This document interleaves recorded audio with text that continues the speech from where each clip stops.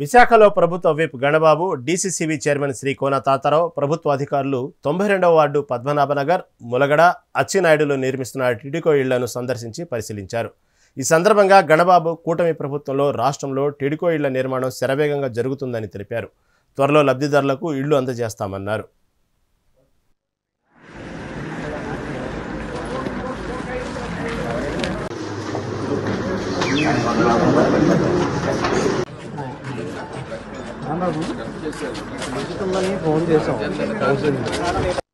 ఇంతవరకు భారతదేశంలో ఎక్కడా లేనటువంటి వేకర్ సెక్షన్ హౌసెస్ ని నిర్మాణం నోచుకోవడం, అందులో భాగంగా ఈరోజు మా నియోజకవర్గంలో పద్మనాపురం, అచ్చినాయుడులోవ, ములగడ ఈ 3 ప్రాంతాలు నిర్మాణంలో ఉన్నాయి.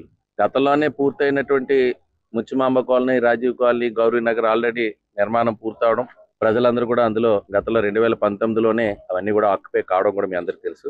అయితే వివిధ కారణాల తర్వాత చూసారు, ఇక్కడ రంగులు మాత్రం వేశారు. ఇప్పుడు ఆ రంగులకు కూడా శాంక్షన్ లేదంట, నిధులు మంజూరు కాలేదు.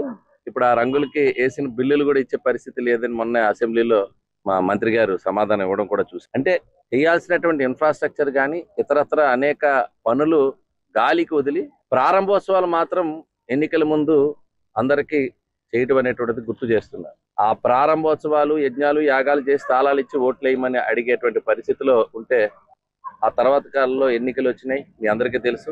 ఎంతో ఆశతో 2017లో డీడీలు కట్టుకొని 2-3 ఏళ్ళలో ఇల్లు పూర్తవుతే 2020-21 నాటికి గృహప్రవేశాలు జరగాల్సినటువంటి ఇల్లు ఈ అనాలోచిత ప్రభుత్వం, అసమర్థ ప్రభుత్వం నిర్వాహకం వల్ల ఇవి చాలా జాప్యం జరగడం.